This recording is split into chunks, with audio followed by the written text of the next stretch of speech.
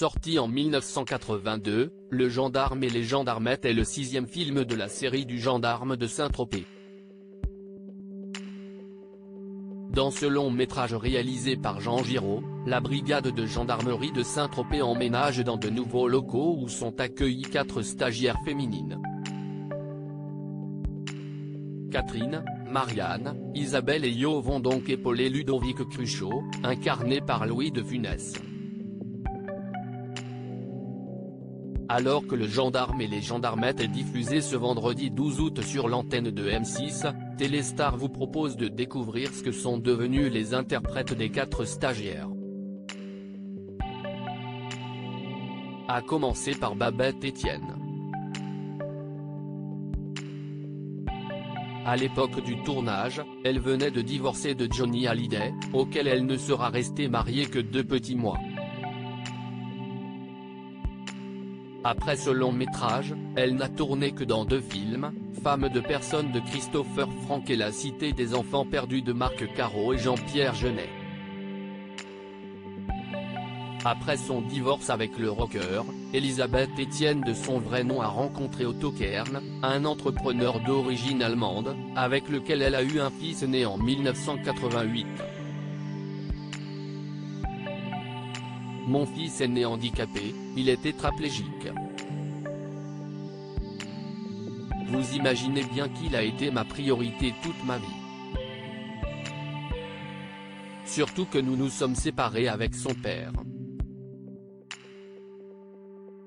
J'étais donc son pilier, confiait-elle à Gala. Et je me suis oublié pendant de nombreuses années. Mais je ne le regrette absolument pas. De son côté, Nicaise Jean-Louis a quitté le monde du show-business et se fait très discrète.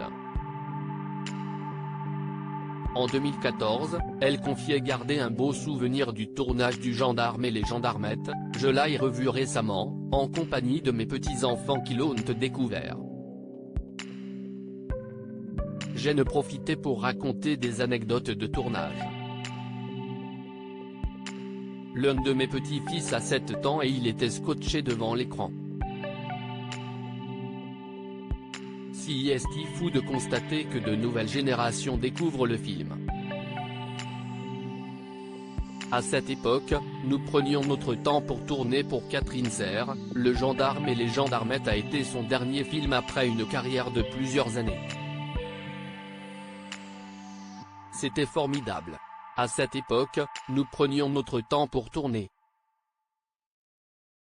Une journée entière pouvait être consacrée au tournage d'une scène ou de quelques plans qui, au final, ne durent pas plus d'1 minute à l'écran, confiait l'actrice en 2014.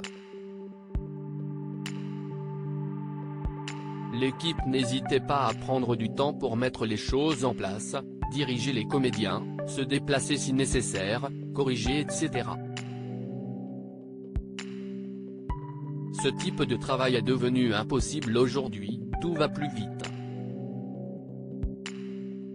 On l'a en revanche vu plus tard toujours sur les planches de théâtre avant qu'elle ne se retire. Enfin, Sophie Michaud a poursuivi une petite carrière devant les caméras.